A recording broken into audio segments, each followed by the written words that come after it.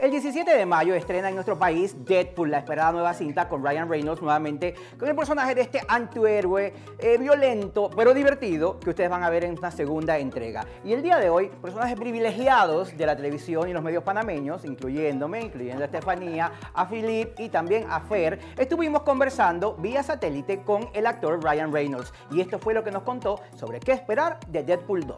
What's up, guys? My question is about the violence in your movie.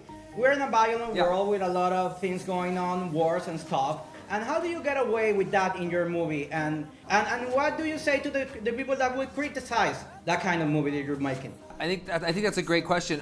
One of the things that you know I sort of look at when we're doing this kind of thing is that you know Deadpool is an anti-hero that certainly doesn't excuse or mitigate any kind of violence, but we don't live in the real world, and the entire world that Deadpool exists in is kind of like this heightened reality. So we are sensitive to that, but at the same time, Deadpool, unlike a lot of other comic book films, is an R-rated film, and in order to make an R-rated omelet, you got to break some eggs. And so to us, it's important that the character is, you know, where moments like that are happening, or it's motivated, but at the same time, you know, Deadpool is a vulnerable character and also kind of like a child. I mean, like there's a part of him that is just this little boy that is, you know, will say and do anything he wants or feels. And Deadpool has never been concerned with saving the world. Deadpool gets concerned with saving a kid. Deadpool gets concerned with like becoming this much of a better person as opposed to being this virtuous kind of superhero. So for me, I like it because it walks a tightrope line between good and bad. Deadpool's always walking this morally flexible tightrope, and I think that's sort of interesting in a world filled with so many virtuous comic book heroes. Before Deadpool, big studios were afraid of having blockbuster R-rated movies. That changes for Deadpool, and thanks to this, we now have projects like Logan, for example. Which do you think should be the next character that deserves a treatment of this type, and why? My Little Pony. I think. I know I'm ready. It seems like you guys are ready. I'd love to see, you know, Pinkie Pie with just bloodlust in her eyes. Making anything rated R, I don't know. It's sort of like a fun experiment to think of like any property you know, just now make it rated R. It would be interesting. I mean, traditionally the reason why they don't do it is it's cost prohibitive.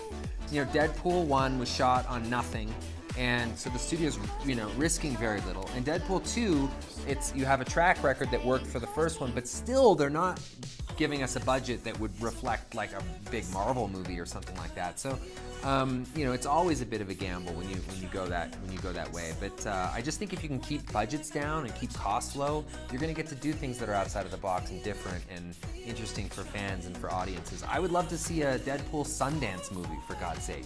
Like, I would love to see, like, why not? What would happen if we shot a Deadpool movie? We have the suit, they made it. It's not like we have to buy a new one. Let's go shoot an $8 million or $5 million or $2 million movie with Deadpool. It'd be fun. I don't know. I think we should always try to push it in different directions.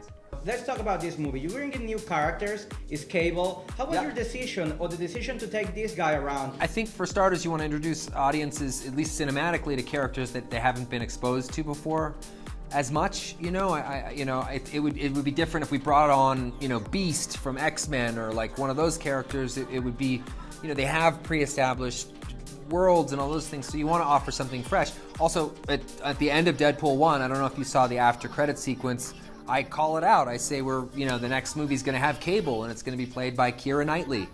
So, you know, we planned early on that Cable would be introduced, and certainly Domino as well.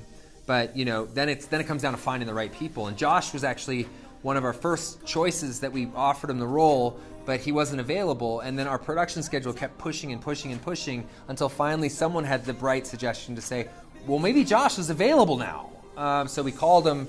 He said, yes, I am. He read the script. 2 hours later, I was on the phone with him. And that day, his deal was done, and we had our Cable. And he went to the gym and never came back for 11 more weeks. Let's say if Wade becomes part of this bigger MCU universe, how do you think his life in there would be? Would you like to still be in the way that you're right now? It's like grabbing a butterfly and jamming it back in its chrysalis. I don't know, that would be sort of hard, I think.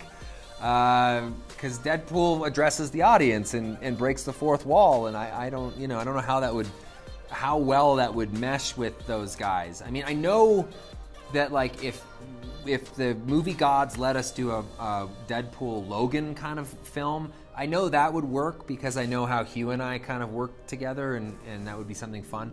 But then Deadpool in the larger MC universe, I don't know. I can't even imagine. But maybe in like small doses or something. I don't think you want to see Deadpool like as the starring role in a Marvel Comics universe film.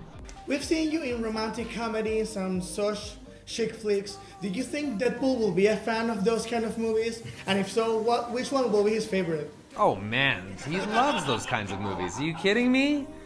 Steel Magnolias, I bet he's crazy about. I mean, Pretty Woman he probably loves. He's probably more inclined to be a big fan of the film Fridays.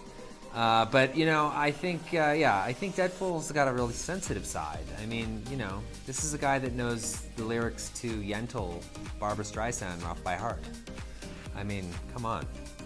He's got it going on. So yeah, I think so. I don't know if he'd like Ryan Reynolds as romantic. I don't think so, but maybe something older, Thank you guys. Thank you. This was fun. Thank you guys. Gracias. Take it easy.